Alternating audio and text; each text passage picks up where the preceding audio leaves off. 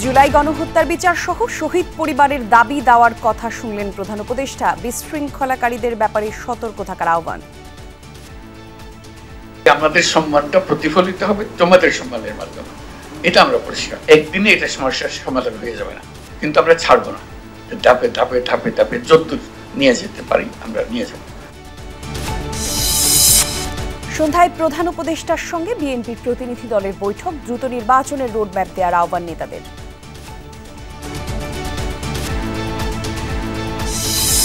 Operation devil হান্টে গাজীপুরেই শতাধিক আটক। রাজধানীতে ডাকাতিতে জড়িত অভিযোগে ওয়ার্ড যুবলীগ নেতা সহ গ্রেপ্তার 12। কাউন্টার ও টিকিট সার্ভিসে আসতে চায় না টঙ্গী গুলিস্তান রুটের কয়েকটি কোম্পানি। হঠাৎ বাস বন্ধ রাখায় ভোগান্তিতে যাত্রীরা। আজকে কি সবগুলো গাড়ি নামছে? না, বডি গ্যারেজে ঢুকবো, সব গাড়ি বডি গ্যারেজে ঢুকে তারপর রং করবো। আমি এখান থেকে বাসে উঠবো, আমি বাস পাইতেছি। খিলক্ষেতের ওই জায়গা পুরা মানুষ দিয়ে ভরা, তারা কোনো বাস পাচ্ছে না। এবার হজে শিশুদের নেওয়া যাবে না। সৌদি আরবের নতুন নিয়ম। 14 ফেব্রুয়ারির মধ্যে থাকা খাওয়ার বন্দোবস্ত চুক্তি করতে হবে এজেন্সিগুলোকে। গাজা উপত্যকায় রিয়েল স্টেট ব্যবসা করতে চান ডোনাল্ড ট্রাম্প। বানাতে চান পর্যটন কেন্দ্র। আলোচনার অযোগ্য প্রস্তাব বলল হামাস।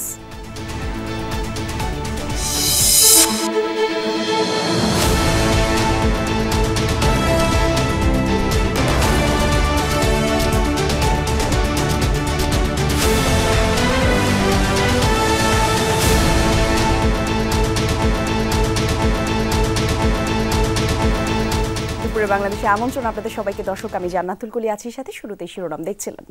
যারা দেশে বিশৃঙ্খলা সৃষ্টি করবে তাদের বিরুদ্ধে কঠোর ব্যবস্থার হুঁশিয়ারি দিয়েছেন প্রধান উপদেষ্টা ডক্টর মোহাম্মদ ইউনূস। সামনে আরও কিছু হতে পারে এমন শঙ্কা প্রকাশ করে সকলকে সতর্ক থাকার আহ্বান জানান তিনি।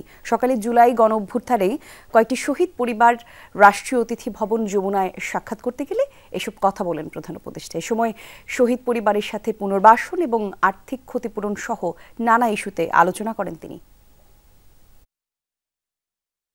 জুলাই গণঅভ্যুত্থানে শহীদদের পরিবারের সঙ্গে সাক্ষাৎ করেছেন প্রধান উপদেষ্টা ডক্টর মোহাম্মদ ইউনূস। সকালে প্রধান উপদেষ্টার বাসভবন যমুনায় তার সঙ্গে দেখা করেন শহীদদের স্বজনেরা। এ সময় শহীদের রাষ্ট্রীয় সম্মাননা ও স্বীকৃতি, আহতদের আর্থিক সহযোগিতা এবং পুনর্বাসন সহ বিভিন্ন বিষয়ে আলোচনা হয়। প্রধান উপদেষ্টা বলেন, যাদের ত্যাগের বিনিময়ে আজকে নতুন বাংলাদেশ বলার সাহস পাচ্ছে জনগণ, তাদের জন্য সর্বোচ্চটা করবে দেশ। তো সবসময় ভাবি, যাদের কারণে, যাদের ত্যাগের বিনিময়ে দেশটা আজকে নতুন বাংলাদেশ বলার সাহস পাচ্ছে, তাদের জন্য দেশ কি করতে পারে, তার যে জবাবদিহিতা, রাষ্ট্রের এবং রাষ্ট্রের জনগণের যে জবাবদিহিতা, এই যে বিশাল একটা পরিবর্তন, সেটা কোনো নিক্তি দিয়ে মাপা যায় না। এমন একটা পরিবর্তন। কাজে আজকে আপনারা যাই বলেন, সেটা যা আপনার কাম্য, আপনার যা প্রাপ্য, সেটা মাপ দিতে পারে না। প্রধান উপদেষ্টা বলেন, জুলাই অভ্যুত্থানের আত্মত্যাগকারীরা ইতিহাসের স্রষ্টা। যে জাতি ইতিহাস মনে রাখতে পারে না, সে জাতির ভবিষ্যৎ নেই। বলেন, যারা দেশে বিশৃঙ্খলা করবে তাদের বিরুদ্ধে ব্যবস্থা নেওয়া হবে। এই নতুন বাংলাদেশের ভেতরে যারা গন্ডগোলের সৃষ্টি করতে পারে তাদেরও নিশ্চিহ্ন করবো আমরা। তাদেরকে দলে বেরিয়ে ফেলবো, নিজেদের মধ্যে নিয়ে আসবো, আর তা না হলে আইনের কাছে সুপর্দ করে দেবো। এটা ছাড়া আমাদের কোনো গতি নেই। তাহলে আমরা নতুন বাংলাদেশ তাড়াতাড়ি গড়ে তুলতে পারবো। এটার জন্য আমরা পারি। বিগত সরকারের লোক এখনো বিভিন্ন মহলে আছে উল্লেখ করেন প্রধান উপদেষ্টা। এ সময় সামনে আরো অনেক কিছু হতে পারে এমন আশঙ্কা জানিয়ে সবাইকে সতর্ক থাকারও আহ্বান জানান তিনি। সুমাইয়া ঐশী, যমুনা নিউজ, ঢাকা। দেশের বর্তমান পরিস্থিতি নিয়ে নিজেদের অবস্থান তুলে ধরতে প্রধান উপদেষ্টা ডক্টর মোহাম্মদ ইউনূসের সঙ্গে সাক্ষাৎ করবে বিএনপি। সন্ধ্যা ৬টায় প্রধান উপদেষ্টার বাসভবন রাষ্ট্রীয় অতিথি ভবন যমুনায় এই সাক্ষাৎ অনুষ্ঠিত হওয়ার কথা রয়েছে। জানা গেছে, প্রধান উপদেষ্টার সঙ্গে বৈঠকে বিএনপি নেতারা দেশের সার্বিক পরিস্থিতি নিয়ে দলের অবস্থানের কথা তুলে ধরবেন। শুক্রবার দলের চেয়ারপারসনের রাজনৈতিক কার্যালয়ে স্থায়ী কমিটির জরুরি বৈঠকে এমন সিদ্ধান্ত নেওয়া হয়। স্থায়ী কমিটির বৈঠকে সারা দেশে ভাঙচুর, সংস্কার কমিশনের প্রতিবেদন এবং সমসাময়িক রাজনীতি নিয়ে আলোচনা হয়েছে। আর এসব বিষয়ে নিজেদের অবস্থান তুলে ধরতে প্রধান উপদেষ্টার সঙ্গে বৈঠকে সিদ্ধান্ত নেওয়া হয়েছে বলে জানানো হয়েছে দলের পক্ষ থেকে। দ্রুত নির্বাচনের রোডম্যাপ না দিলে দেশের অস্থিতিশীলতা আরও বাড়বে বলে মন্তব্য করেছেন বিএনপি চেয়ারপারসনের উপদেষ্টা জয়নুল আবেদিন ফারুক। সকালে জাতীয় প্রেস ক্লাবের সামনে এক সভায় এসব কথা বলেন তিনি। প্রধান অতিথির বক্তব্যে তিনি বলেন, নির্বাচন দিতে আরও দেরি হলে অন্তর্বর্তী সরকার গ্রহণযোগ্যতা হারাবে।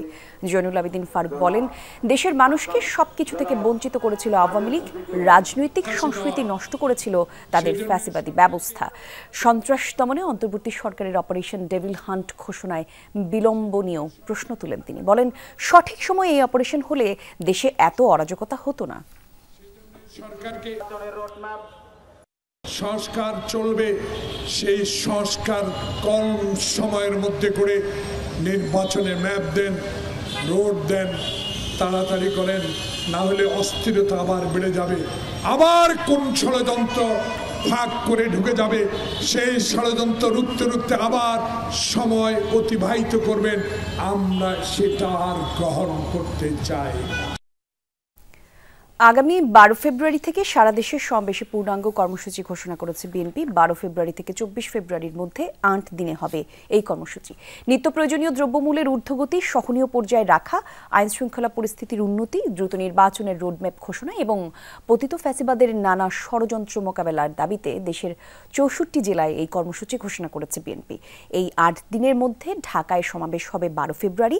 এছাড়া চট্টগ্রাম উত্তরে ২৫, চট্টগ্রাম দক্ষিণে ২২, রাজশাহীতে ১৯ এবং যশোরে ১৭ ফেব্রুয়ারি সমাবেশ করবে বিএনপি।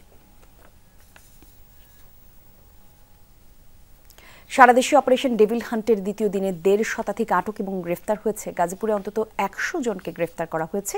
পুলিশ জানায়, রোববার রাত থেকে বিভিন্ন স্থানে অভিযান চালিয়ে জেলায় জয়দেবপুর থানায় ৬, শ্রীপুরে ৫, কালীগঞ্জ ৪, কাপাসিয়া ৩ এবং কালিয়াকৈরে ৩ জনকে গ্রেফতার করা হয়েছে। এছাড়া মহানগরের ১১ থানায় অভিযান চালিয়ে হেফাজতে নেওয়া হয় ৭৯ জনকে।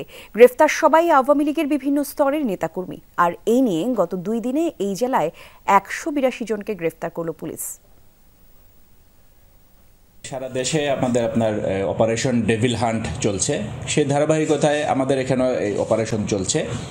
সো আমরা গতকালকে, আপনারা জানেন, আমাদের এখানে ৪০ জন অ্যারেস্ট ছিল, আর এই গত রাতে আমরা অ্যারেস্ট করেছি আরও ২১ জন। টোটাল তাহলে গত ২ দিনে আমাদের এখানে ৬১ জন গ্রেফতার হয়েছে। এছাড়া দেশের বিভিন্ন জেলায় অপারেশন ডেভিল হান্টে আরও অন্তত ১১৯ জনকে আটক করেছে যৌথ বাহিনী। এদের মধ্যে রংপুরেই গ্রেফতার করা হয়েছে অন্তত ৩০ জনকে। পুলিশ জানিয়েছে, রংপুর মহানগরী থেকে ৫ এবং বিভাগের ৮ জেলা থেকে ২৫ জনকে গ্রেফতার করা হয়। এরা সবাই আওয়ামী লীগ এবং এর সহযোগী সংগঠনের বিভিন্ন পর্যায়ের নেতাকর্মী। নেত্রকোনাতেও গ্রেফতার করা হয়েছে ২৯ জনকে। আর নারায়ণগঞ্জে আওয়ামী লীগ নেতাকর্মী সহ মোট ১৯ জনকে হেফাজতে নিয়েছে পুলিশ। তাছাড়া ভোলায় কোস্টগার্ডের অভিযানে ১৪ জন, খাগড়াছড়িতে ১০, জামালপুরে ৬, রাজশাহী মহানগরীতে ৪, চুয়াডাঙ্গায় ৩ জন, আর হবিগঞ্জে ২ এবং চট্টগ্রাম মহানগরীতে ২ জনকে আটক করা হয়েছে।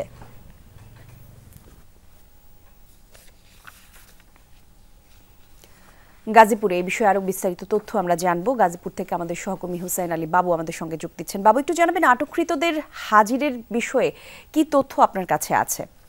বলি, আটককৃতদের এখন কিন্তু কিছুক্ষণের মধ্যেই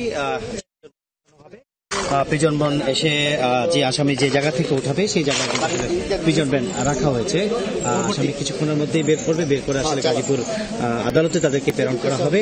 সেখান থেকে কোর্টে ওঠানো হবে, ওঠানোর পর শুনানি হবে, শুনানির পর তাদেরকে গাজীপুর জেলা কারাগারে পাঠানো হবে। দেখতেই পাচ্ছেন যে আসলে স্বজনরা এবং পুলিশ পুরোপুরিভাবেই প্রস্তুত রয়েছে যে এই প্রিজন ভ্যানে যাদেরকে গত কালকে গ্রেপ্তার করা হয়েছে, ডেভিল হান্ট যেই অভিযান, সেই অভিযানে তাদেরকে গ্রেপ্তার করে শ্রীপুর থানায় এবং কালিয়াকৈর, কাপাসিয়া, কালীগঞ্জ সহ গাজীপুরের জেলার 5টি থানায় মোট 21 জনকে গ্রেপ্তার করা হয়েছে। সেই 21 জনকে বিভিন্ন থানা থেকে আসলে গাজীপুর আদালতে প্রেরণ করা হচ্ছে।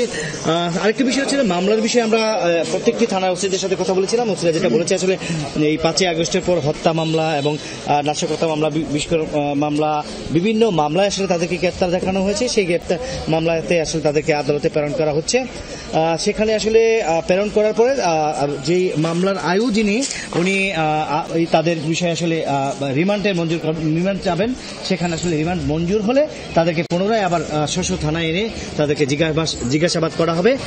তারপর জিজ্ঞাসাবাদ করে আসলে পুনরায় আবার তাদেরকে আদালতে প্রেরণ করা। এছাড়া আরেকটু তথ্য দিয়ে রাখি যে চয়ন ইসলাম, যে সিরাজগঞ্জ 6 আসনের যিনি এমপি, ওনাকে আসলে এই থানায় কোনো মামলায় তাকে গ্রেপ্তার দেখানো হচ্ছে না। সিরাজগঞ্জে যেই মামলাটি হয়েছে সেই মামলায় তাকে গ্রেপ্তার দেখিয়ে সিরাজগঞ্জ থেকে যেই থানা পুলিশের যে টিম আসছে সেই টিমের হাতে তাকে হ্যান্ডওভার করে দিবে। সেখানে আসলে তার শুনানি হবে এবং সেখানেও থেকেও যেটুকু জানিয়েছে যে সেখান থেকে তার রিমান্ড চাওয়া হবে। কতদিন যাবত এই গাজীপুরে তিনি অবস্থান করছেন এবং এই বাসায় থেকে কি ধরনের পরিকল্পনা ছিল, কি এই গাজীপুরে যে বিভিন্ন ঘটনা ঘটেছে, এই গাজীপুরে 5ই আগস্টের পর যেসব ঘটনাগুলো ঘটেছে সেই ঘটনার কোনো পূর্ব পরিকল্পনার প্ল্যানিং তার মাধ্যমে দিয়েছে কিনা সেই বিষয়ে আসলে জিজ্ঞাসাবাদের পর আমরা জানতে পারবো। ধন্যবাদ আপনাকে বাবু। আকম মোজাম্মেল হকের কতগুলো বাড়ি গাজীপুরে, এই প্রশ্ন এখন সবার মুখে মুখে। পৌরসভার চেয়ারম্যান থাকার সময় যে মোজাম্মেল থাকতেন ভাঙা টিন শেডে, তার এখন গাজীপুরের সম্পদের পাহাড়। অনুসন্ধানে গাজীপুরেই তার 4টি বাড়ির সন্ধান পাওয়া গেছে। এছাড়া তার আছে একরের পর একরের জমি। আর যেসব সম্পত্তি ভাড়া দেয়া, সেখান থেকে ভয় পালাচ্ছেন ভাড়াটেও। পলাশ প্রধান এবং হুসাইন আলী বাবুকে সাথে নিয়ে মনুল ইসলামের রিপোর্টে বিস্তারিত। আকম মোজাম্মেলের যে কত সম্পত্তি গাজীপুরে, তার কোনো ইয়ত্তা নাই। নামে বেনামে, অর্থাৎ তার নামে এবং তার আত্মীয় স্বজনের নামেও তিনি সম্পদ গড়েছেন প্রচুর, এবং সেগুলোর কোনো সঠিক সংখ্যা বা পরিসংখ্যানও নাই। কারণ কি, তিনি সহ তার আত্মীয় স্বজন সবাই এখন মোটামুটি পলাতক। এই যেমনটি একটি টিনশেডের ভবনের পাশে আমি যেখানে দাঁড়িয়েছিলাম, তিনি সেখানে পৌরসভার মেয়র যেখানে বা পৌরসভার চেয়ারম্যান যখন ছিলেন তখন তিনি সেখানে ছিলেন। মন্ত্রী হওয়ার পর থেকে তিনি ফুলে ফেঁপে ওঠেন। গাজীপুরে এরকম 9তলা বিল্ডিংয়ের মতো আরও বহুত সম্পত্তি তিনি গড়ে তুলেছেন। পলাতক সাবেক মুক্তিযুদ্ধমন্ত্রী আকম মোজাম্মেল হকের ভিটে বাড়ি এই টিনশেড ঘর। 1973 সাল থেকে 15 বছর ছিলেন ইউনিয়ন চেয়ারম্যান। 1989 সাল থেকে টানা 4 বার পৌরসভার চেয়ারম্যান ছিলেন। 2008 সালে এমপি হন। 2014 সালে মন্ত্রী হয়েই সম্পদের পাহাড় গড়তে থাকেন মোজাম্মেল হক। টিনশেড বাড়িটির সামনেই গড়ে তুলেছেন 9তলা ভবন, শহরের জোড়পুকুর এলাকায়, যা মন্ত্রী সাহেবের টাওয়ার নামে পরিচিত। আর এই টিনশেড বিল্ডিংটা কার? এটা ওই মোজাম্মেল সাহেব আর কি, যখন সিটি কর্পোরেশনের ছিল, চেয়ারম্যান ছিল, তখন থেকে এখানে থাকতো আর কি, দেখতাম। মন্ত্রীরা পরে তো আর এখানে থাকে না, ওটাকে মন্ত্রীর বাইরে থাকে আর কি। এই বিল্ডিংটা কার? এই 10তলা বিল্ডিং? ওটা 9তলা, ওটা মোজাম্মেল সাহেবের। ওইটা মোজাম্মেল। এটা কবে করছে? এটা করছে প্রায় বছর 2 হলো। মোজাম্মেল হক বাড়িটি করে তার ছেলেকে দিয়ে দিয়েছেন। সরেজমিন দেখা যায় সেখানে থাকা দোকান ও বাসাবাড়ির ভাড়াটিয়ারা ভাঙচুরের ভয়ে সব গুটিয়ে নিচ্ছেন। জয়নাল ভাই, আপনি কি এই বিল্ডিং এর কেয়ারটেকার, তাই তো? জি। বিল্ডিংটা কার? এটা হচ্ছে মন্ত্রী সাহেবের ছেলের। এই বিল্ডিং এ কি খালি হয়ে গেছে নাকি? হ্যাঁ, বিল্ডিং অলরেডি খালি হয়ে গেছে। এই আতঙ্কে ভাঙচুর ও পরে হামলার পর সম্প্রতি আলোচনায় আসে সাবেক মন্ত্রী মোজাম্মেল হকের দোতলা এই বাড়ি। মাত্র কয়েক বছরে ধীরাশ্রম দাক্ষিণ খান এলাকায় করেছেন আলিশান বাড়ি। বাড়িটির বিপরীতে আছে বিশাল শান বাঁধানো পুকুর ও বাগান। তার পাশেই প্রায় 1 একর জমি, পুরোটাই আকম মোজাম্মেল হকের। মজার তথ্য হলো, কোটি কোটি টাকার সম্পত্তি হলেও 2023 সালের নির্বাচনী হলফনামায় এই বাড়ির দাম দেখানো হয়েছে 40 লাখ টাকা। আরও মজার তথ্য হলো, পুরো বাড়ির আসবাবপত্রের দাম মাত্র 1.5 লাখ টাকা। আর কয়েক হাজার ফুটের বাড়ি হলেও আয়তন দেখানো হয়েছে মাত্র 1500 ফুট। এই বাড়ির আশপাশের সবাই মোটামুটি মোজাম্মেল হকের আত্মীয়। শুক্রবার হামলার পর পুরো এলাকা এখন মানুষ শূন্য। এটা পরে করা হয়েছে, এটা জমিন আগে কেনা ছিল, পরে করা হয়েছে, এটা ওটা মন্ত্রিত্ব পাওয়ার পরে করা হয়েছে। আর ধীরাশ্রমে যে তার বাড়ি বলা হয়, ওটা তার নিজস্ব বাড়ি, আর এইগুলি হচ্ছে তার ক্রয়কৃত বাড়ি। আর মাধববাড়ি মোড় মধ্য সাহেবিতি যে 4তলা যে ইয়াটা আছে মসজিদ, ওটা মন্ত্রী মসজিদ নামে আমরা চিনি। ওইখানে অনেক ব্যয়বহুল টাকা খরচ করে উনি একটা বড় মসজিদ করছেন। মন্ত্রী হওয়ার আগে শুধু এই তিন সেট এটাই ছিল, এরপরে যেটা করছে এটা বিল্ডিং করছে বা মসজিদ করছে, যাই করছে। এ তো গেল গাজীপুর শহরের কথা। সাবেক মন্ত্রী মোজাম্মেল হক তার সংসদীয় এলাকা কালিয়াকৈরেও করেছেন বাড়ি, কিনেছেন একরের পর একর জমি। উপজেলার চা বাগান এলাকায় 7 বিঘা জমি আছে তার। মহানগর ও জেলা মিলে মোজাম্মেল হকের প্রায় 8 একর জমির সন্ধান পেয়েছে দুর্নীতি দমন কমিশন। এছাড়া নামে বেনামে সম্পত্তি ও ব্যবসার খোঁজ পেয়ে অনুসন্ধান শুরু করেছে দুদক। মনিরুল ইসলাম, যমুনা নিউজ, গাজীপুর। শাহবাগে সড়ক অবরোধ করে এনটিআরসি এর নিবন্ধিত নিয়োগ প্রত্যাশী এবং সুপারিশপ্রাপ্ত প্রাথমিকের শিক্ষকরা আর সেখানে সহকর্মী তাজনুর ইসলাম আছেন, যাচ্ছি সরাসরি সেখানে। তাজনুর, শাহবাগের কি অবস্থা আমাদের একটু বিস্তারিত জানাবেন। আপনি ক্যামেরার ফ্রেমে যেমনটি দেখতে পাচ্ছেন, এই মুহূর্তে আসলে পুলিশি অ্যাকশন চলছে এবং সেটি শুরু হয়েছে আরও মিনিট 10 আগে। প্রাথমিকের নিয়োগ বাতিল হওয়া যে সমস্ত সহকারী শিক্ষকরা ছিলেন, গতকালকে আমরা দেখেছি ক্লাবের সামনে লাগাতার অবস্থান কর্মসূচির ঘোষণা দিয়েছিলেন। তবে তারা এমনটি জানিয়েছিলেন, দাবি মেনে নেওয়া হয়, যদি তাদেরকে চাকরিতে পুনর্বহাল না করা হয় তবে কিন্তু তারা আরও শক্ত কর্মসূচির দিকে যাবেন এবং তার বাস্তবায়ন কিন্তু আজকে দেখছি। সেটির বাস্তবায়নের অংশ হিসেবে আজকে শাহবাগে তারা এই যে মূর্তি রয়েছে সেখানে অবস্থান করে, সেখানে বসে পড়ে সবাই মিলে। পরবর্তী সময় পুলিশ তাদেরকে সরিয়ে দেওয়ার জন্য প্রথম দফায় আসলে চেষ্টা করেছিল। কোনোভাবে তাদেরকে আশ্বস্ত করতে না পারার কারণে পুলিশের সাধারণত যেই ধরনের উপায়গুলো বেছে নিয়ে থাকে, জলকামান নিক্ষেপ সহ আরও অন্যান্য যেই কার্যক্রমগুলো, সেটি দেখেছি আমরা যে জলকামান নিক্ষেপ করা হয়েছে এই আন্দোলনকারীদের ওপরে। এবং এই মুহূর্তে নারী পুলিশ সদস্য যারা রয়েছেন তারা এই নিয়োগ বাতিল হওয়া যে নারী সদস্য এই আন্দোলনে যারা রয়েছেন তারা কিন্তু এই মুহূর্তে তাদের অবস্থান থেকে সরতে অনড়, কিন্তু পুলিশ আপনার চেষ্টা করে যাচ্ছে তাদেরকে এখান থেকে সরিয়ে দেওয়ার।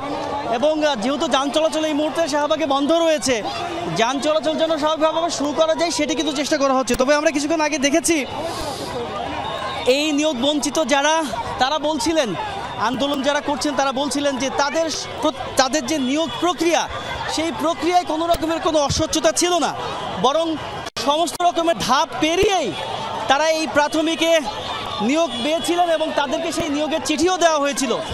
তার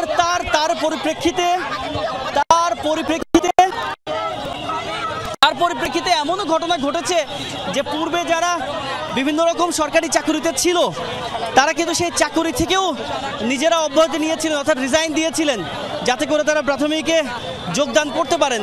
তবে হঠাৎ করে আদালতের রায়ে এই পুরো নিয়োগটা বাতিল হয়ে যাওয়ার কারণে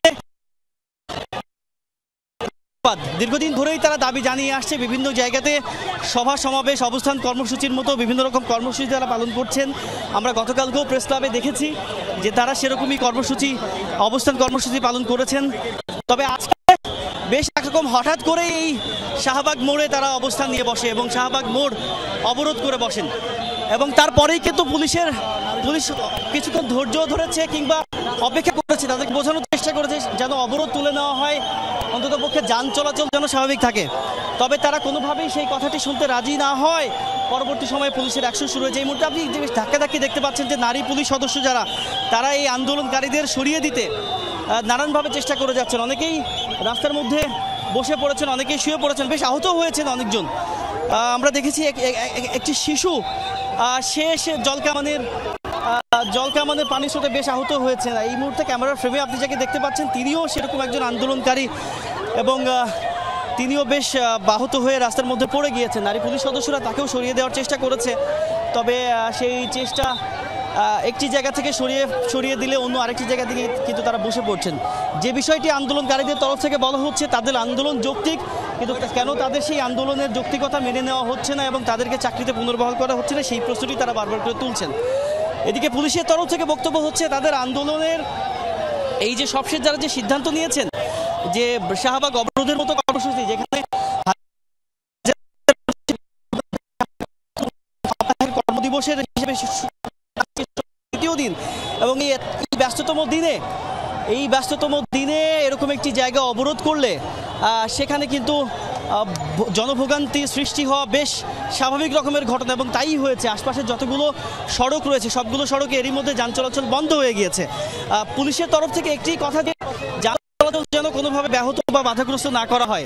তবে শাহবাগ মোড় স্বাভাবিকভাবে অবরোধ করলে চারপাশের সমস্ত রুটে যে গাড়িগুলো চলাচল করে থাকে সেগুলো কিন্তু একেবারেই বন্ধ হয়ে যায়। তার ফলে সেটি হয়েছে শাহবাগে, এবং সেই পরিস্থিতি স্বাভাবিক করতে পুলিশ আপ্রাণভাবে চেষ্টা করে যাচ্ছে। যদিও এক পাশ থেকে সরানোর পরে অন্য পাশে আবারও গিয়ে তারা বসে পড়ছে। সব মিলিয়ে এভাবেই চলছে গত এই আধা ঘন্টা ধরে কার্যক্রমগুলো আসলে এরকমই চলছে। পুলিশ একদিক থেকে চেষ্টা করছে, অন্যদিকে তারা আবার অবস্থান নিচ্ছে। যেহেতু শাহবাগ মোড়ের যে পরিসর এই মুহূর্তে যে পাশটিতে রয়েছে এটি মূলত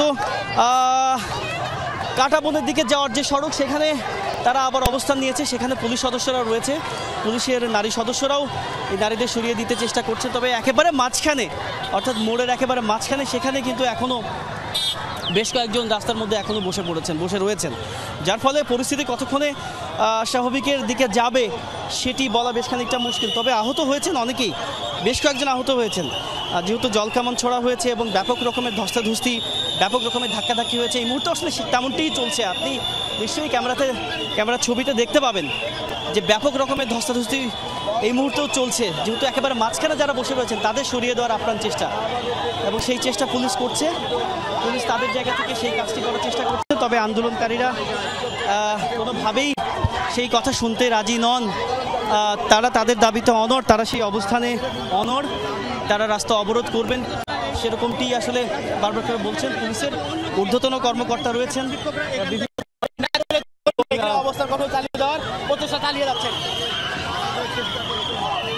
ব্যাপক রকমের ধস্তাধস্তি আপনি দেখতে পাচ্ছেন।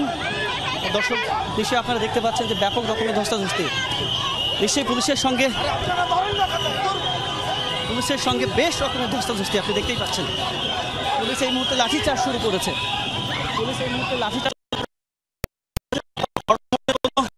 ঘটনা নিশ্চয়ই ঘটেছে। পুলিশ অনেকক্ষণ ধরে পুলিশের লাঠিচার্জ ছিল না, পুলিশ কেবলমাত্র ঠেলে উঠিয়ে দেওয়ার চেষ্টা করছিলেন।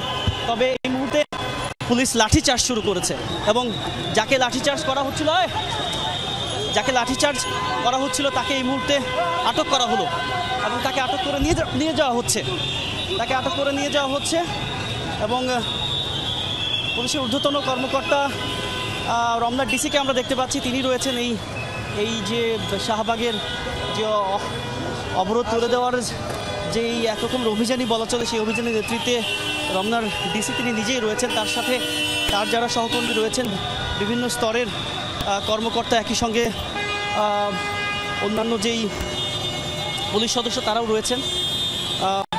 একটি বিষয় যে পুলিশের তরফ থেকে একটু আগে কথা বলছিলাম একজনের সঙ্গে, তিনি বলছিলেন যে জনভোগান্তি তৈরি হয় এমন কিছু না করতে বারণ করা হয়েছিল কিংবা অনুরোধ করা হয়েছিল, যাই বলি, কিন্তু সেই কথাটি তারা শুনতে নারাজ। কিংবা আন্দোলন যারা করছেন, প্রাথমিক শিক্ষকের নিয়োগ পুনর্বহালের দাবিতে যারা আন্দোলন করছেন, তারা আসলে সেই কথা শুনতে নারাজ। আমরা বেশ পুলিশি তৎপরতা ব্যাপকভাবে এই মুহূর্তে দেখতে পাচ্ছি। লাঠিচার্জ হয়েছে একটু আগে, সেটি ক্যামেরার ছবিটা আপনি দেখতে পাচ্ছেন। একজন নারী সদস্য এই মুহূর্তে রাস্তার মাঝখানে বসে পড়েছেন, তাকে ওঠানোর চেষ্টা করা হচ্ছে। সব মিলিয়ে শাহবাগের পরিস্থিতি খুবই উত্তপ্ত। কতক্ষণে সেই পরিস্থিতি শান্ত হয় সেটি আসলে দেখার অপেক্ষা। নিশ্চয়ই আমরা প্রত্যাশা করব যে স্বল্প সময়ের মধ্যেই পুরো পরিস্থিতি আরো বিস্তারিত তথ্য আমাদের জানানোর। জি, বুঝতে পারছি, ধন্যবাদ আপনাকে। ধানমন্ডি ও মোহাম্মদপুরে দুটি ডাকাতির ঘটনায় মতিঝিল থানায় ৯ নম্বর ওয়ার্ডে যুবলীগ নেতা বেলাল চাকলাদার সহ ১২ জনকে গ্রেফতার করেছে পুলিশ। রোববার ঢাকা এবং এর আশেপাশের এলাকায় অভিযান চালিয়ে তাদের গ্রেফতার করা হয়। সকালে রাজধানীর মিন্টু রোডে ডিএমপির মিডিয়া সেন্টারের সংবাদ সম্মেলনে জানানো হয়, গত ৩ জানুয়ারি রাজধানীর ধানমন্ডির আড্ডা রেস্টুরেন্টের সামনে ডিবি পরিচয়ে একটি ভোজ্য তেলের ট্রাক ডাকাতি করা হয়। আর এই মামলার তদন্ত করতে গিয়ে জানা যায়, একই কায়দায় ২২ জানুয়ারি মোহাম্মদপুর থেকে আরও একটি তেলের ট্রাক ডাকাতি করা হয়। আর দুটি ট্রাক থেকে ২২,০০০ লিটার তেল ডাকাতি করা হয়। পরে তদন্তে নেমে মুন্সিগঞ্জ থেকে পরিত্যক্ত অবস্থায় উদ্ধার করা হয় ডাকাতির ট্রাক দুটি। এরপর অভিযান চালিয়ে গ্রেফতার করা হয় ১২ জনকে। মুন্সিগঞ্জের একটি বিস্কুট ফ্যাক্টরি থেকে উদ্ধার করা হয় ১৯,০০০ লিটার তেল। আর জিজ্ঞাসাবাদে জানা যায়, এই ডাকাত দলের প্রধান ৯ নং ওয়ার্ডের যুবলীগের সভাপতি বেলাল চাকলাদার। জন যে ডাকাত আমরা ধরলাম, এই ১২ জনের ডাকাতের মধ্যে ম্যাক্সিমামই কিন্তু বিভিন্ন জনের বিভিন্ন এলাকায় সারা বাংলাদেশে এদের বাড়িঘর, এরা একসাথে হয়, একত্রিত হয়ে এরা ডাকাতি কার্যক্রমগুলো চালায়। ডাকাতি করবে অপরাধ করবে সে পার পাবে না, সে যেই হোক। রাঘব বোয়াল থেকে চুনোপুটি, অপারেশন ডেভিল হান্টে ছাড় পাবে না কোনো অপরাধী, এমনটাই মন্তব্য করেছেন স্বরাষ্ট্র উপদেষ্টা অবসরপ্রাপ্ত লেফটেন্যান্ট জেনারেল মোহাম্মদ জাহাঙ্গীর আলম চৌধুরী। বলেন, সারা দেশে এই অভিযান অব্যাহত থাকবে। ডেভিল হান্ট ডিক্লেয়ার করার পর ইভেন আমাদের আইন শৃঙ্খলা বাহিনীর কর্মকর্তাদেরও কিন্তু আমরা ছাড় দিই নাই। আপনারা দেখছেন প্রথম দিনই কিন্তু 4 জন না 5 জন তাদের কিন্তু আইনের আওতায় নেওয়া হয়েছে। এই ক্ষেত্রে বড় ছোট কোনো ভেদাভেদ নাই, যে আসবে এই জালে সে ধরা পড়বে। এই অপারেশনটা চলবে অতদিন পর্যন্ত যতদিন পর্যন্ত ডেভিল এখান থেকে মুক্ত না হবে। রাজধানীর প্রগতি সরণিতে চলছে না বেশ কয়েকটি পরিবহনের বাস। নতুন সিদ্ধান্ত কাউন্টার এবং টিকিট ভিত্তিক বাস সার্ভিস চালু করা নিয়ে তুরাগ আর রায়দা পরিবহনের মধ্যে মতপার্থক্য নিয়েই এই সংকট তৈরি হয়েছে। এদিকে বাস না পেয়ে চরম ভোগান্তিতে পড়েছেন নগরবাসী। পরিবহন মালিক সমিতি বলছে কোম্পানিগুলোর সাথে আলাপ আলোচনা চলছে, শিগগিরই এই সমস্যার সমাধান করা হবে। 6 ফেব্রুয়ারি থেকে রাজধানীতে শুরু হয় কাউন্টার ও টিকিট ভিত্তিক বাস সার্ভিস। আব্দুল্লাহপুর থেকে রাজধানীর বিভিন্ন গন্তব্যে চলাচল করা 26টি কোম্পানির 2600-রও বেশি বাস একটি ব্যবস্থার আওতায় চলাচলের কথা। রাজধানীকে ভাগ করা হয়েছে 4টি প্রধান রুটে। প্রতি রুটে বাসের নির্ধারিত রং, গোলাপি, কমলা, লাল ও বেগুনি রঙের বাস দেখে যাত্রীরা বুঝতে পারবেন কোন বাসে উঠতে হবে। এখনও সবগুলো বাস কোম্পানি এই ব্যবস্থায় আসেনি। এরই মধ্যে শনিবার বিকেল থেকে বাস চালনা বন্ধ রায়দা পরিবহনের। পরদিন রাস্তায় দেখা নেই তুরাগ পরিবহনেরও। এতে তীব্র ভোগান্তিতে পড়েন এই পথের যাত্রীরা। আমি এখান থেকে বাসে উঠবো, আমি বাস পাইতেছি না, অফিস টাইমে বাস পাইতেছি না। খিলক্ষেতের ওই জায়গা পুরা মানুষ দিয়ে ভরা, তারা কোনো বাস পাচ্ছে না। রাস্তা পুরোটা ওখানে মানুষ দিয়ে জ্যাম হয়ে রয়েছে। নতুন করে গাড়ি নামানো হোক, নতুন গাড়ি আমাদের জন্য দেওয়া হোক, সার্ভিসগুলি সিটিং সার্ভিস নামে চিটিং সার্ভিস না হয় আর কি। সংকটের শুরু শনিবার বিকেল থেকে। কাউন্টার ও টিকিট পদ্ধতিতে যাচ্ছে রায়দা পরিবহন, যা মানা নিয়ে গড়িমসি তুরাগের। বাস বন্ধ করে দেয় রায়দা, তুরাগের বাসও নেই বললেই চলে। আজকে কি সবগুলো গাড়ি নামছে? না, কেন? বডি গ্যারেজে ঢুকবো, সব গাড়ি বডি গ্যারেজে ঢুকে তারপর রং করবো। পরিবহন মালিক সমিতি জানায়, যেসব বাস কোম্পানি নতুন পদ্ধতিতে আসতে চাচ্ছে না এবং বাস চলাচল বন্ধ রেখেছে তাদের সাথে আলোচনা চলছে। তারা তো কন্ট্রাক্ট সিস্টেমে শ্রমিকদের কাছে গাড়ি দিয়ে দিছিল, তো শ্রমিকরা এই ভাঙাচুরা নিয়েই রোডে আপনার যা তা ব্যবস্থাপনা চালাইছেন। আমরা শ্রমিকদের সাথে মালিকদের সাথে কথা বলে এটা ঠিক করে নিচ্ছি এবং তাদেরকে এই সিস্টেমটা যে যাত্রীর জন্য, মালিকের জন্য, শ্রমিকের জন্য, সকলের জন্য ভালো, এটা আমরা তাদেরকে বুঝাইয়া এটা করতেছি। রাজধানীর পরিবহনজনিত সমস্যার দীর্ঘমেয়াদী সমাধানে সবগুলো কোম্পানিকে একটি প্ল্যাটফর্মে আনার দাবি বহুদিনের। আখলাকুস সাফা, যমুনা নিউজ, ঢাকা। পিরোজপুরের সাবেক 2 সংসদ সদস্য সমর জাউল করিম এবং মহিউদ্দিন মহারাজ ও উপজেলা চেয়ারম্যান মিরাজ মহারাজের বিরুদ্ধে স্থানীয় সরকার মন্ত্রণালয় দুদক মামলার সুপারিশ করবে, জানিয়েছেন স্থানীয় সরকার উপদেষ্টা আসিফ মাহমুদ। দুপুরে ঘুষ দুর্নীতি সহ নানা অনিয়ম নিয়ে স্থানীয় মন্ত্রণালয়ের এক তদন্ত প্রতিবেদনের ব্রিফিং এইসব তথ্য জানা গেছে। আর পিরোজপুরের এলজিআরডি প্রকল্পে 1600 কোটি টাকা আত্মসাতের অভিযোগে 11 ইঞ্জিনিয়ারের বিরুদ্ধে বিভাগীয় ব্যবস্থা নেওয়া হবে, এমনটাও জানান তিনি। ফেসবুকে ছড়িয়ে পড়া উত্তর সিটি প্রশাসক পদের ডিও লেটারটি সত্যতার কথা স্বীকার করেন আসিফ মাহমুদ। একই সাথে তিনি বলেন, উত্তর সিটির প্রশাসক নিয়োগের বিষয়টি উচ্চ পর্যায়ের সিদ্ধান্ত এখনো বাকি আছে। অনিয়মের সঙ্গে জড়িত Pirojpur district accounts and finance অফিসারের কার্যালয়ের কর্মকর্তা কর্মচারীর বিরুদ্ধে প্রয়োজনীয় ব্যবস্থা গ্রহণ করার জন্য বাংলাদেশ মহাহিসাব নিরীক্ষক ও নিয়ন্ত্রক সিএজিকে অনুরোধ করা হয়েছে। এই যে লুটপাট, এর সাথে যারা জড়িত, যাদের ব্যাপারে প্রাথমিক তদন্তে উঠে এসেছে, তাদেরকে কোনোভাবেই ছাড় দেওয়া হবে না। তাদেরকে সর্বোচ্চ যেন দৃষ্টান্তমূলক শাস্তি হয়, যাতে করে এ ধরনের লুটপাট করার সাহস আর কখনো কেউ ভবিষ্যতে দেখাতে না পারে, সে বিষয়ে আমাদের মন্ত্রণালয় যথাযথ ব্যবস্থা নেবে। ধানমন্ডি ৩২ নম্বর ভেঙে ফেলা বাড়ি থেকে আলামত সংগ্রহ করেছে সিআইডির ক্রাইম সিন ইউনিট। সকাল ৭টায় ঘটনাস্থলে পৌঁছে সিআইডির ১০ সদস্যের একটি বিশেষজ্ঞ দল। সকালে ধানমন্ডি ৩২ নম্বরের বাড়িতে উপস্থিত হয়ে প্রয়োজনীয় আলামত সংগ্রহ করে বিশেষজ্ঞ দলটি। গত ৫ ফেব্রুয়ারি পালিয়ে যাওয়া সাবেক প্রধানমন্ত্রী শেখ হাসিনার অনলাইনে বক্তব্য দেয়াকে কেন্দ্র করে ৩২ নম্বরের শেখ মুজিবুর রহমানের বাড়ি গুড়িয়ে দেয় বিক্ষুব্ধ ছাত্র জনতা। এই সময় বাড়ির পাশের নির্মাণাধীন ভবনে কয়েকতলা বেসমেন্টের খোঁজ পাওয়া যায়। অন্ধকারে ওই ভবনের বেসমেন্টের দ্বিতীয় তলায় যেতেই পানির সন্ধান পাওয়া যায়, আর এই নিয়ে দেশজুড়ে আলোচনা শুরু হয়। রোববার সেখানে উপস্থিত হয়ে পানি সরায় ফায়ার সার্ভিস। এরপর সকালে সেখানে আলামত সংগ্রহে যায় সিআইডি ক্রাইম সিন। আমরা যা আলামত পাচ্ছি, সন্দেহজনক যা আলামত পাচ্ছি তা কালেকশন করতেছি এবং সেগুলো কালেকশন করার পরে আমরা বুঝতে পারবো এই এভিডেন্সগুলা কিসের। এখনো আমরা সিদ্ধান্ত গ্রহণ করতে পারিনি। বুয়েট শিক্ষার্থী আবরার ফাহাদ হত্যাকাণ্ডে হাইকোর্টের ফাঁসির দণ্ডপ্রাপ্ত ২০ আসামির ডেথ রেফারেন্স এবং আপিল শুনানি শুরু হয়েছে। বিচারপতি AK-M আসাদুজ্জামান এবং বিচারপতি সৈয়দ ইনায়েতুল হোসেনের দ্বৈত বেঞ্চ এই শুনানি শুরু করে। এর আগে এই মামলায় ২০২১ সালে ৮ ডিসেম্বর রায় দেন ঢাকার বিচারিক আদালত। রায়ে ২০ জনকে মৃত্যুদণ্ড এবং ৫ জনকে যাবজ্জীবন কারাদণ্ড দেওয়া হয়। বুয়েটের ইলেকট্রনিক ইঞ্জিনিয়ারিং বিভাগের ছাত্র আবরার থাকতেন শেরেবাংলা হলের ১০১১ নম্বর কক্ষে, আর সেখান থেকে তাকে ডেকে নিয়ে ২০১৯ সালের ৬ অক্টোবর রাতে তাকে পিটিয়ে হত্যা করে বুয়েট ছাত্রলীগের কয়েকজন নেতাকর্মী। রাত ৩টার দিকে হলের সিঁড়ির করিডোর থেকে তার লাশ উদ্ধার করা হয়। ফেসবুকে ভারত বিরোধী স্ট্যাটাস দেওয়ার জেরে এই হত্যাকাণ্ডের ঘটনা ঘটে। সৌদি সরকারের নির্দেশনা অনুযায়ী বেসরকারি হজ এজেন্সিগুলোকে ১৪ ফেব্রুয়ারির মধ্যে বাড়ি, তাঁবু ভাড়া, কেটারিং, বাস সার্ভিসের চুক্তি সম্পন্ন করার আহ্বান জানিয়েছে ধর্ম উপদেষ্টা। বলেছেন এ সময়ে বৃদ্ধির সুযোগ নেই। একই সাথে দুপুরে সচিবালয়ে হজ ব্যবস্থাপনা নিয়ে ব্রিফিংয়ে এই সকল কথা তিনি বলেন। বেসরকারি হজ এজেন্সিগুলোকে সতর্ক করে ধর্ম উপদেষ্টা বলেন, অবহেলা বা গাফিলতির কারণে নিবন্ধিত কেউ হজে যেতে না পারলে দায় তাদেরকে নিতে হবে।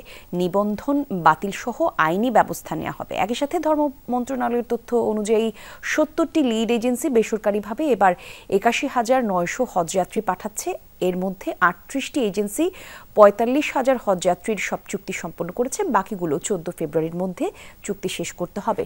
ধর্ম উপদেষ্টা জানান, সৌদি সরকারের নির্দেশনা অনুযায়ী হজে শিশুদের নেওয়া যাবে না।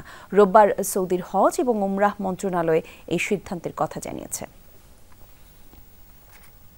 সরকারের পক্ষ হতে হজ সেবা দানকারী কোম্পানির সাথে ১৪ ফেব্রুয়ারির মধ্যে সকল চুক্তি সম্পাদনের নির্দেশনা দেওয়া হয়েছে।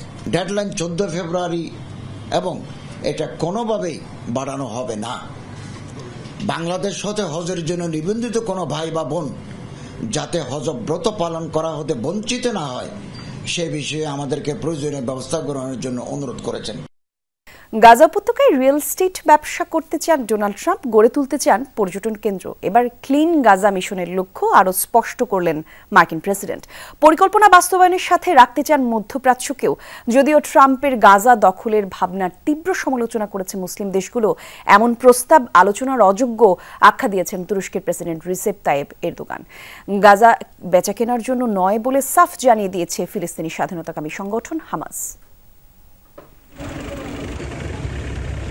যুক্তরাষ্ট্রের অন্যতম শীর্ষ আবাসন ব্যবসায়ী বর্তমান মার্কিন প্রেসিডেন্ট ডোনাল্ড ট্রাম্প, যার নজর এখন যুদ্ধবিধ্বস্ত গাজায়।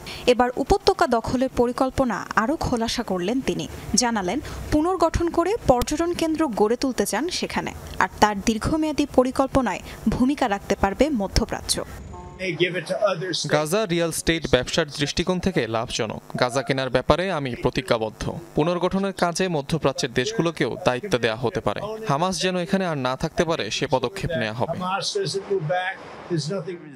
গাজাবাসীকে নিজ ভূখণ্ড থেকে অন্য জায়গায় সরানোর প্রস্তাবকে অগ্রহণযোগ্য বলেছেন তুরস্কের president Recep Tayyip Erdogan. Gaza দখল নিয়ে যুক্তরাষ্ট্র যে প্রস্তাব দিয়েছে তা বাস্তবায়ন দূরে থাক, আলোচনারই অযোগ্য একটি বিষয়। ফিলিস্তিনিদেরই থাকবে। এই ভূখণ্ড তাদের মাতৃভূমি। কোনো শক্তি গাজাবাসীকে দ্বিতীয়বার ঘরছাড়া করতে পারবে না। গাজা নিয়ে ট্রাম্পের একের পর এক পরিকল্পনায় মুসলিম দেশগুলোতে চলছে তুমুল উত্তেজনা। বেনিয়ামিন নেতানিয়াহুর সৌদি আরবে ফিলিস্তিন রাষ্ট্র প্রতিষ্ঠার পরামর্শ নিয়ে তীব্র প্রতিক্রিয়া জানিয়েছেন আরব নেতারা। রিয়াদের অভিযোগ, জাতিগত নির্মূলে যে গণহত্যা এবং বর্বরতা চালিয়েছে ইসরায়েল, সেখান থেকে নজর সরানোর চেষ্টা করছেন নেতানিয়াহু। এই ইস্যুতে ক্ষোভ ঝেড়েছে কাতার, জর্ডান, মিশর, সংযুক্ত আরব আমিরাত, কুয়েত ও ইরাক। আইনগত এবং মানবিক দুই প্রেক্ষিতেই ট্রাম্পের গাজা দখলের কোনো অধিকার নেই। এটি জাতিসংঘের নীতিমালা বিরোধী পদক্ষেপ। ট্রাম্প গাজার দখল নিলে ফিলিস্তিনিদের জন্য আলাদা স্বাধীন রাষ্ট্র প্রতিষ্ঠার স্বপ্ন কখনোই পূরণ হবে না। গাজা বেচা কেনার জন্য নয়, সাফ জানিয়েছে হামাস।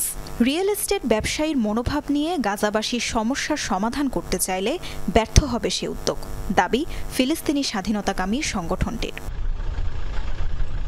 তাজরিয়ান সোবহান, যমুনা নিউজ। এই ছিল দুপুরের বাংলাদেশে। এতক্ষণ সাথে থাকার জন্য ধন্যবাদ সবাইকে।